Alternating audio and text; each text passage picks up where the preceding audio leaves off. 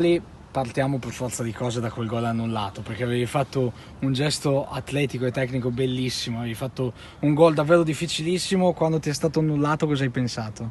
No, c'era rammarico, ma più che per me, per la squadra, perché penso che era un gol meritato, stavamo giocando una grande partita, ce lo meritavamo anche di andare in vantaggio, quindi un po' di rammarico c'è, però ormai è stato annullato, quindi non è che si può fare molto di più.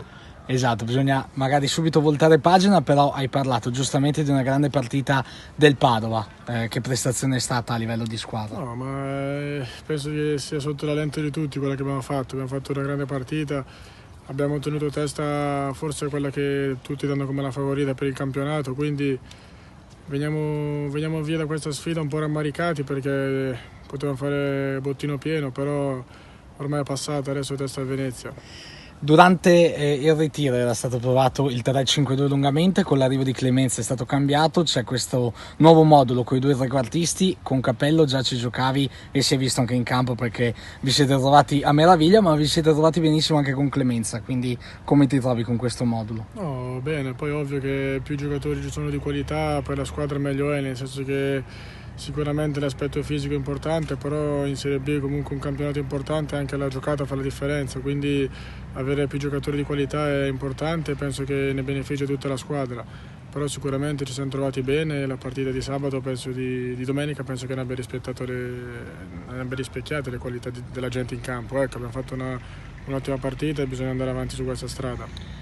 Si è partiti subito col piede giusto perché un punto a Verona, come hai detto giustamente, è tanta roba. Adesso il campionato sarà lungo, i primi risultati, ci sono state anche delle sorprese, vedi il Benevento che ha rimontato magari alla fine. Che campionato ti aspetti da quello col Verona? Adesso si entra nella settimana, o meglio si è già pienamente nella settimana che porta al derby col Venezia. Che partita sarà secondo te? E soprattutto sai benissimo, perché immagino che ti abbiano istruito, che è forse la partita più sentita dell'anno. No, sì, ma era sentito anche quella col Verona, nel senso c'era tanta gente, c'erano tanti tifosi, poi sicuramente questo è un derby più vero, però non dobbiamo farci prendere dalla pressione, non dobbiamo farci prendere diciamo, da quello che può subentrare, bisogna stare tranquilli, pensare a fare la nostra partita e i tifosi ci daranno sicuramente una mano. Ai tempi dell'Inter ne hai giocati, immagino, soprattutto a livello giovanile. C'è un ricordo che ti è rimasto in mente magari di un derby particolare, e soprattutto partite del genere come si affrontano?